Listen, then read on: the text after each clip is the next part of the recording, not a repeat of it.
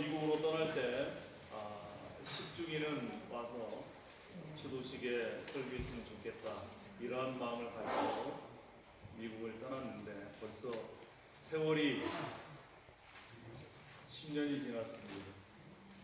10년이라면 강산도 변한다는데 요즘은 1년이면 다 변하지 않습니까? 그럼에도 불구하고 머리 색깔, 또 얼굴에는 주름살 이런 것이 가지고 있지만 여러분 얼굴 보니까 정말 마치 10년 전에 일산 한사람 교회 예배당에서 함께 예배했던 그러한 마음이 들어서 굉장히 뭉클합니다. 벌써 목사님께서 주님 품으로 가신 지가 10년이 되었습니다. 여러분 10년 세월 참 빠르죠? 앞으로 10년은 더 빠를 겁니다. 오늘 설교를 준비하면서 7쯤에 20분 이렇게 말씀하시더니 지금은 5시 반까지 끝내달라고 말씀하셔서 저희가 시계를 안 가지고 왔습니다.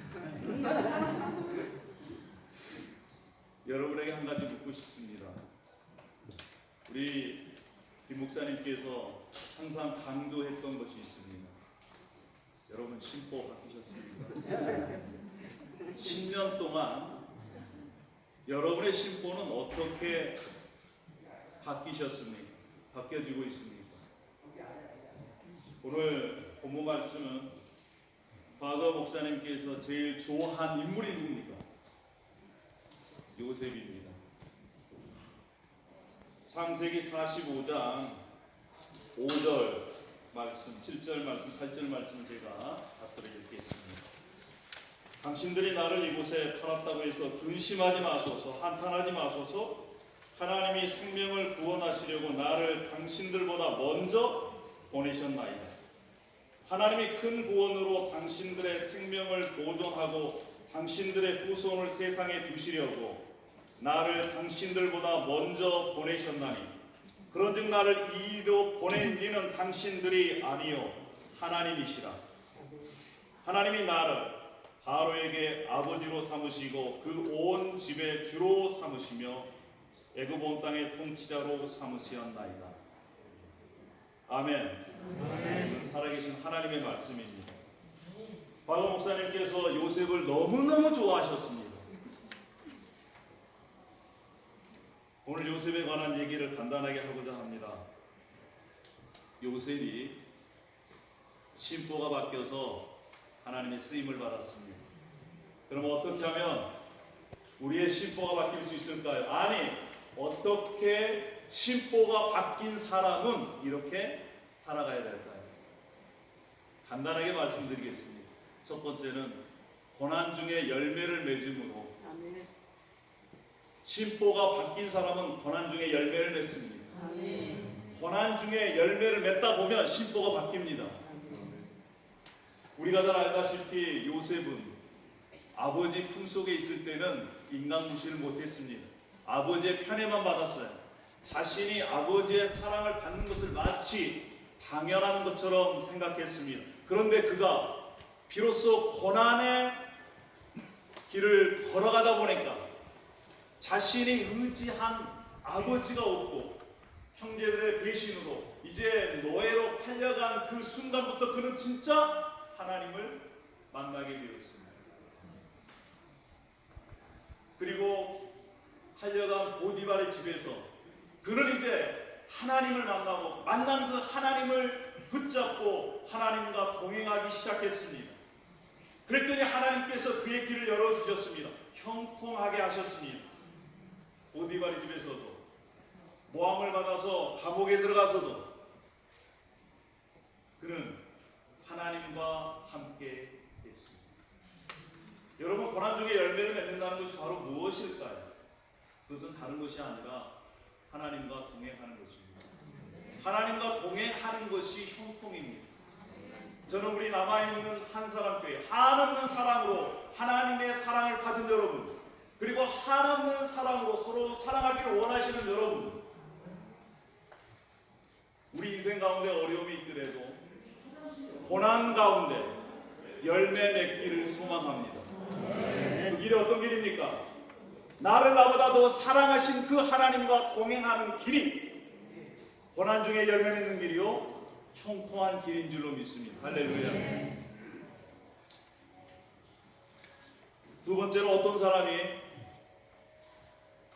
심보가 바뀌는 사람일까요? 아니 어떻게 하면 심보가 바뀌어지겠습니까? 두 번째는 용서하는 것입니다. 요셉은 이제 그가 총리가 되었을 때 자신에게 온 형제들을 용서했습니다.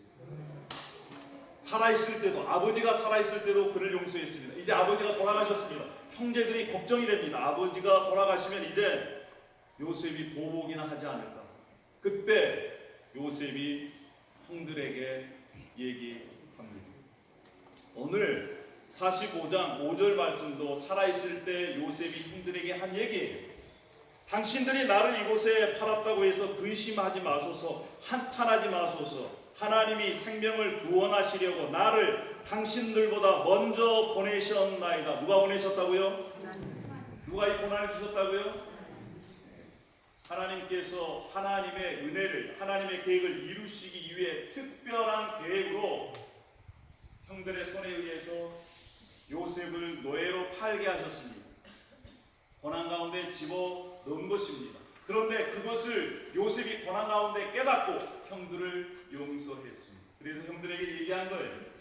당신들이 나를 이곳에 팔았다고 해서 근심하지 말고 한탄하지 마십시오. 여러분, 우리 마음에 어떤 것이 맺혀 있으면 하나님을 만나는데 굉장히 불편합니다. 우리가 이렇게 모이는 것 가운데에서도 혹시나 우리의 마음 가운데 어떤 불편함이나 그러한 것이 있을 수도 있습니다. 그런데 하나님께서는 뭐라고 말씀하시느냐?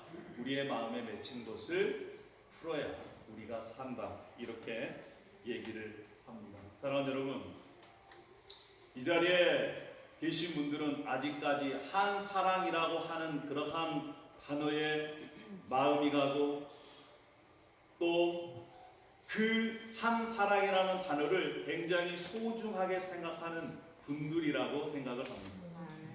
그렇다면 하나님의 사랑을 입은 한 사랑 식구들은 마음속에 있는 것을 주님 앞에 풀고 때로는 우리에게 서운하게 할 말은 많지만 그렇게 하는 그런 분들까지도 우리가 주님의 마음으로 용서의 은혜를 경험했으면 좋겠습니다. 할렐루야. 심보가 바뀐 사람은 다른 사람을 넉넉하게 용서할 수 있는 사람들입니다. 지금 우리 김연아 목사님께서 살아계신다면 무엇을 설교하실까요? 무엇을 얘기하실까요? 네 심보를 바꿔라. 이렇게 얘기하지 않으시겠습니까? 마지막으로 심보가 바뀐 사람은요, 왼수를 잘 깎는 사람입니다. 어떤 방법으로? 그리스도인의 방법. 그러면 그리스도인의 방법으로 원수 갚는 방법은 무엇일까요? 그것은 자신을 어렵게 하는 사람을 향해서 기도해주고 축복해주는 것입니다. 여러분, 예수님께서 말씀하셨어요. 왼수가 어디가 있다고요? 왼수가 어디가 있어요? 여러분 주위에 있어요. 다 여러분 주위에 있는 분들이 다 왼수입니다. 왼수가 집안 식구라 예수님께서 말씀하셨어요. 우리가 살다 보면 왼수는 다 가까이에 있습니다. 가까이 있는 사람이 상처를 줘요. 상처를 받습니다.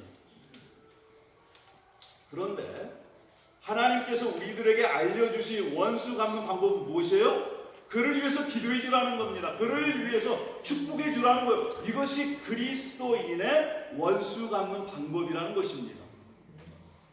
이 주님의 명령을 따른 사람들은 주님께서 주시는 참 자유를 누릴 수 있는 것입니다. 할렐루야.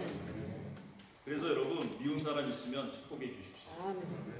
그것을 받으면 그에게도 축복이지만 안 받으면 자기에게 더블로. 할렐루야. 이런 장사가 어디 있어요? 투자하면 기본이 더블이에요. 여러분, 우리가 우리를 힘들게 하는 남편이나 아내, 집안 식구들 뿐만 아니라 주위에 과거에도 원수를 만났고 지금도 원수를 만나고 계시고 앞으로도 원수들이 계속해서 널려 있습니다. 그 길을 헤쳐나가는 방법은 뭐예요?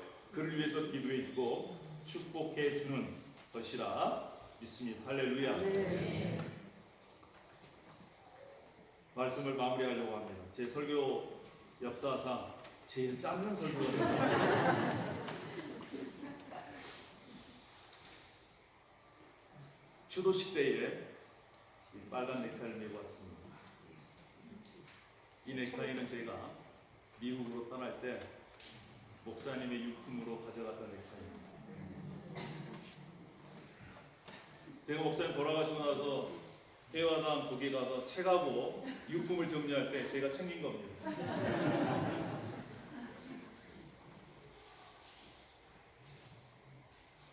저는 이 넥타이를 언제 맺느냐면 미국 가서 제 인생 가운데 위기가 닥칠 때마다 넥타이를 생각했습니다. 그리고 요셉을 생각했습니다. 목사님께서 말씀하신 그 말씀을 계속해서 되뇌었습니다. 문제는 너다. 네 심보를 바꿔라. 여러분, 문제는요 우리에게 기본적으로 있는 것입니다. 우리가 다른 사람 손가락질 할 필요 전혀 없어요. 문제는 뭐라고요? 따라하겠습니다. 문제는 너다? 문제는 나다. 저는 그것을 제 목회의 모토로 삼고 있습니다. 그래요. 문제는 목사예요. 성도들의 문제 물론 있지요. 그러나 근본적인 문제는 개인에게 있습니다. 목사 자신에게 있다. 저는 이것을 목사님으로부터 목회의 유언으로 받았습니다. 우리 힘들 때마다 이 넥타이를 메고 방대상에 서서 말씀을 나누었습니다. 그럴 때마다 하나님께서 그런 마음을 주세요. 그래, 문제는 너야. 이렇게 10년의 세월을 버텼습니다. 요셉을 생각하면서 정말 고난 중에 열매 맺게 하시는 하나님, 용서하시는 하나님, 형들의 그 악한 것을 선으로 바꾸시는 살아계신 하나님, 그 하나님은 지금도 살아계십니다. 할렐루야. 우리가 이제 10주년 이렇게 모여서 목사님을 기억할 때에 목사님께서 이렇게 강조하셨던 말씀, 내 심보를 바꿔라. 이것이 앞으로도 우리 인생 가운데, 우리의 신앙 가운데, 그리고 가정생활 가운데, 부부생활 가운데, 부모와 자식 간에 우리의 모토로 삼아 이제 각자의 삶의 현장에서 열매 맺었으면 좋겠습니다. 할렐루야. 그래서 우리는 한 사람 출신들은 인사를 그렇게 해야 됩니다. 제 심보를 바꾸겠습니다. 자, 우리 옆에 있는 관계 그렇게 인사하겠습니다. 제 심보를 바꾸겠습니다. 여러분, 그래서 앞으로 20년 이가 되었을 때는 여러분의 심보가 더 예수님을 닮아가는 그러한 모습으로 변화되고 성장될 줄로 믿습니다. 할렐루야. 저는 과거에 우리 일사랑 한사랑 교회에서 정말 공동체가 어떤 것인지, 물론 우리 과거 우리 공동체가 완벽한 것은 아니었지만 그럼에도 불구하고 마음속으로는 서로 섬기고 사랑해주는 그러한 공동체였습니다. 만나면 좋았습니다. 그리고 만나면 헤어지기가 싫었어요. 그때의 그 공동체의 아름다운 경험들을 마음에 담고 척박한 미국 땅에서 그러한 공동체를 이루어 보려고 하고 있습니다. 사랑하는 여러분, 각자의 삶에서 우리가 예수 그리스도의 심보로 바뀌어서 나는 죽고 예수로 사는 그러한 신앙의 유산을 계속해서 지켜나가기를 소망합니다. 할렐루야. 제가 간단하게 기도하겠습니다. 할렐루야. 아버지 하나님 은혜와 사랑을 감사합니다. 그렇습니다. 우리 또 김일환 목사님께서 지금 이 자리에 살아계신다면 우리에게 무엇을 들려주셨을까? 요셉처럼 우리의 마음속에 아직도 살아있는 우리의 자아가 예수 그리스도와 함께 죽고 예수 그리스도와 함께 사는 심보가 예수님을 닮는 삶을 살아가기를 소망합니다. 이 자리에 한 사람, 하나의 사람, 한없는 사랑을 기억하고 있는 우리 공동체 가운데 하나님 은혜를 더욱더 부어주시고 이제 신앙의 유산을 받아 삶의 현장에서 그것을 열매 맺을 수 있도록 인도하여 주시옵소서. 감사드리며 예수님의 이름으로 기도 올려옵나이다.